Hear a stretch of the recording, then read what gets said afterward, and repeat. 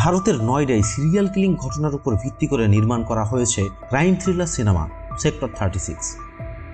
এই সিনেমার কেন্দ্রীয় চরিত্রে অভিনয় করেছেন all time best Vikrant Messi. সিনেমায় তার অভিনয় লাজবাব। 2005 সাল থেকে 2006 সালের মধ্যে নয়ডার নিঠারি বস্তিতে মনিন্দর সিং ও তার সার্ভেন্ট সুরিন্দর কোলি মিলে সেক্টর 31-এ এই সিরিয়াল কিলিং মিশন চালায়।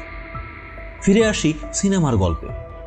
দিল্লির এক বস্তির সেই সেক্টর 36-এ প্রায় 1.5 লাখ মানুষ বসবাস করে, কিন্তু এই 1.5 লাখ মানুষের জন্য পুলিশ মাত্র 3 জন।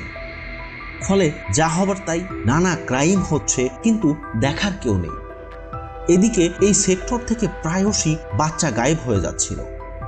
কিন্তু এই ঘটনার জন্য যখন মানুষ পুলিশ চৌকিতে যায়, তখন পুলিশ নানা টালবাহানা করে সেখান থেকে তাদেরকে বিদায় করে দেয়। এই সিনেমায় পুলিশের এসআই এর ভূমিকায় অভিনয় করেছেন দীপক ডোবরিয়াল।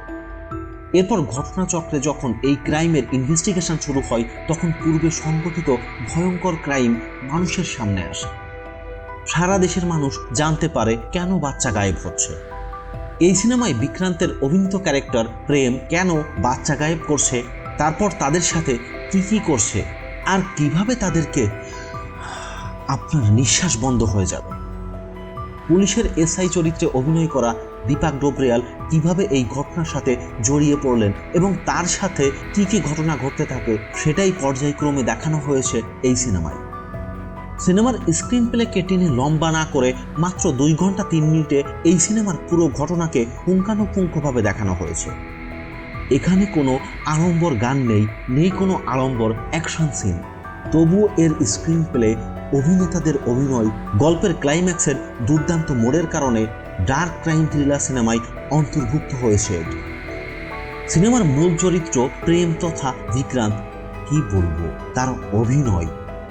তিনি এমন জাত অভিনেতা যে পুলিশের কাছে দেওয়া সেই জবানবন্দি, তার এক্সপ্রেশন, ডায়লগ প্রসেস, তার মধ্যে এই অপকর্মের কোনো ভয় নেই কোনো অনুশোচনা, অকুপটে সেই স্বীকারোক্তি, নেই কোনো পাপবোধ। এই সিনেমাতে আপনি এক মুহূর্তের জন্য বোর হবেন না। তবে এ রেটেড এই সিনেমা থেকে বাচ্চারা দূরে থাকুন, কারণ এই সিনেমার কিছু সিন বাচ্চাদের উপর নেগেটিভ ইম্প্যাক্ট করতে পারে। দুর্দান্ত এই ডার্ক থ্রিলার সিনেমাকে 10-এর মধ্যে 7 পয়েন্ট দেওয়াই যায়।